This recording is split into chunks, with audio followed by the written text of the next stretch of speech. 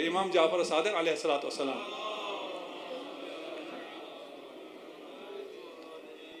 अक्सरू मिन क़ुबलतिन औलादिकुम फ़इन्न लकुम बिकुल्लि क़ुबलतिन दरजा। अपने बच्चों को ज़्यादा से ज़्यादा चूमा करो, किस करो। जितना चूमोगे उतना दर्जा तुम्हें मिलेगा। बच्चों की तरबियत में दर्जा है। बच्चों से प्यार करो तो दर्जा है। अगर बच्चे को धत्कार दो कि मैं इबादत के लिए जा रहा हूँ, मजलिस के लिए जा रहा हूँ, तिलावत कर रहा हूँ, नमाज पढ़ रहा हूँ, उससे तुम्हें दर्जा नहीं मिलेगा। उस नमाज से जो दर्जा मिलना था वो बच्चे को प्यार करो तुम्हें मिल जाएगा। उससे उस बच्चे के दिल में नमाज की मोहब्बत पैदा होगी।